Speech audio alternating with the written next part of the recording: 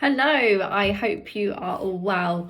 This is your final video, so week number 10. Hasn't it just absolutely flown by? I remember you all starting and it was all so exciting, and the weeks have gone by quicker and quicker and quicker, and we're now at the end. I can't believe it. Really excited though. Some of you are staying on, renewing your shred. Some of you are moving over to the lifestyle team and upgrading your membership. So yeah, really excited to continue working with most of you to keep smashing those goals and to just progress and progress and progress. Goalpost after goalpost. If you're still thinking about it, drop me a message, have a chat with me, and I can talk you through it. But yeah, there's always the opportunity for you to stay on and to work towards your longer term goals rather than kind of just the shred. Right, so today I'm going to talk about reverse dieting because this is something that most of you will need to be doing after your shred. So you're all probably wondering what reverse dieting means.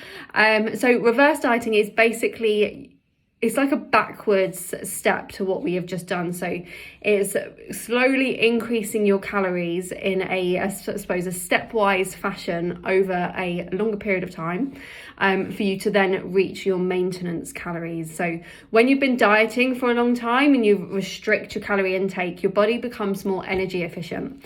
So this means it actually needs a fewer amount of calories to do your normal daily functioning. In other words, your metabolism basically slows down. So yeah, when you've been on lower calories, your metabolism slows down. You can get by on the lower calories and, still have plenty of energy, and obviously you're losing body fat. So what you then want to do is push your calories back up slowly so that you can then get to a more sustainable level where you can enjoy your food, have more variety in your diet, and actually, eat more, but also you can actually lose weight in this process as well. Everyone's going to be different in this process. Some of you may lose weight whilst you're bringing your calories back up. Some of you may just completely maintain weight. Some of you may gain weight, but mostly that weight gain, is, if you're doing it in just the smaller increments, it's mostly just water, and that just comes from increasing more carbohydrates. So you basically want to increase your calories in small amounts, and the reason we do it in just small amounts, so you're probably looking at about 50 to 150 calories per increase. So I would do this over a weekly basis. This is going to basically help to restore your hormones that are circulating around, and basically it will closely match your energy intake. So where I said before, you don't need as many calories when you've been dieting for a long time because your body is adjusted to that amount. By doing it slowly, you're matching your energy intake as much as possible, and as a result there's going to be little to practically no body fat gain because of the deficit. You're basically kind of matching and maintaining. So when that happens, you're basically then increasing your metabolic rate. So you may have heard people say about like fixing your metabolism. It's basically the same thing. So you're just increasing your metabolism or your metabolic rate by slowly bringing those calories up. So you might be asking, when do you reverse diet? So I would reverse diet if you have reached your fat loss goal, or you've reached your weight loss target, you're happy with how you're looking. This is now an indicator that you need to reverse diet up. You do that slowly, small increments, 50 to 150 calories per week, whilst making sure body weight is stable.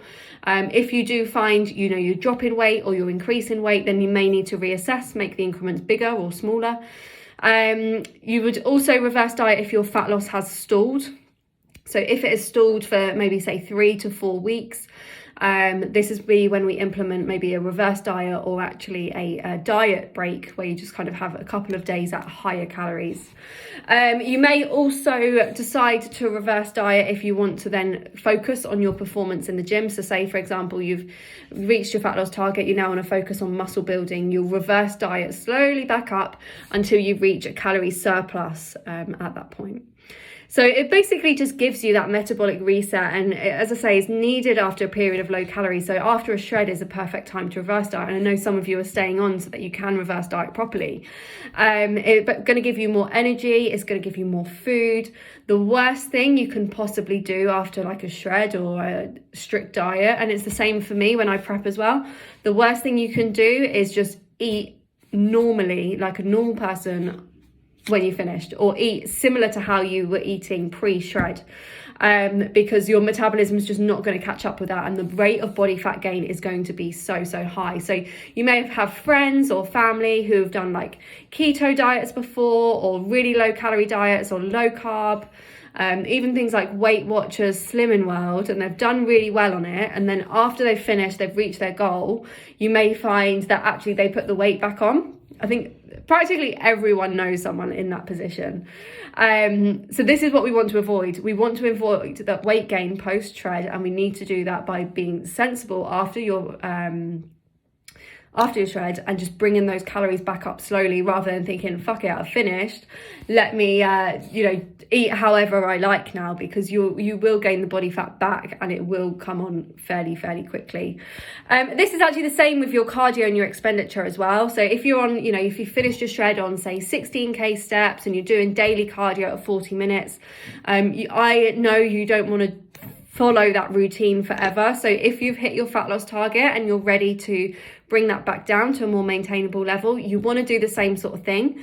You want to pull 50 to 150 calories. So that'll probably be like 5 to 10 minutes of cardio, or 2,000 steps per week.